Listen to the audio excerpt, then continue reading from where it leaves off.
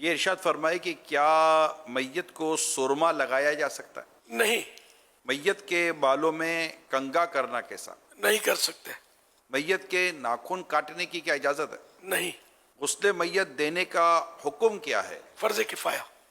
کیا بیوی شوہر کی میت کو غسل دے سکتی ہے؟ بیوی شوہر کو غسل دے سکتی ہے، لیکن یہی طریقہ ہے کہ مرد مرد کو غسل دے، عورت عورت کو۔ کیا شوہر بیوی کی میت کو غسل دے سکتا ہے؟ عورت کا انتقال ہوا اور وہاں کوئی عورت نہیں کہ نہلا دے تو تیمم کرایا جائے، پھر تیمم کرنے والا محرم ہو تو ہاتھ سے تیمم کرائے، اور اجنبی ہو اگرچہ شوہر، یعنی اب وہ محرم شوہر بھی انتقال کے بعد یہ محرم نہ رہا، اور اجنبی ہو اگرچہ شوہر تو ہاتھ پر کپڑا لپیٹ کر جن سے زمین پر ہاتھ مارے، پتھر ہے، مٹی ہے وغیرہ پر، اور تیمم کرائے، اور شوہر کے سوا کوئی اور اجنبی ہو تو کلائیوں کی طرف نظر نہ کرے، اور شوہر کو اس کی حاجت نہیں، وہ کلائیوں کی طرف نظر کر سکتا ہے، اور اس مسئلے میں جوان اور بڑھیا دونوں کا ایک حکم ہے۔ اگر میت کی باڈی اس قابل نہ ہو کہ غسل دیا جائے تو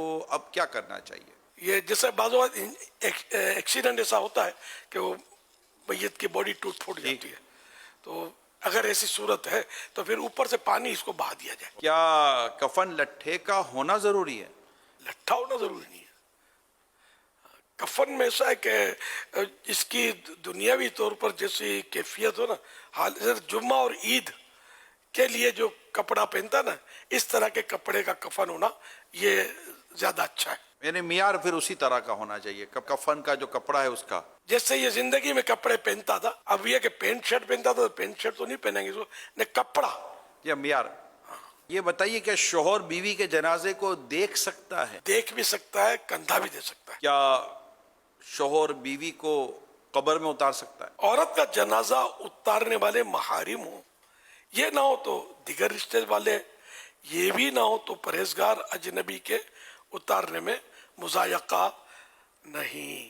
شوہر اس صورت میں اتار سکتا ہے کہ جب یہ پرہیزگار ہو۔ میت کے ساتھ تبرکات رکھ سکتے ہیں؟ تبرکات رکھ سکتے ہیں کہ اس کا طریقہ یہ کہ میت کے چہرے کے سامنے دیوار میں ایک محراب بنا دی جائے، تاک محراب نما کھڈا بنا دیا جائے، اور اس میں تبرکات وغیرہ، عہد نامہ ہے، نقش نالے پاک بھی ہمارے یہاں رکھتے ہیں، شجرہ شریف بھی رکھتے ہیں، نقش ہرکارہ رکھتے ہیں، اس طرح کی جو بھی تبرکات ہیں وہ اس میں رکھے جائے۔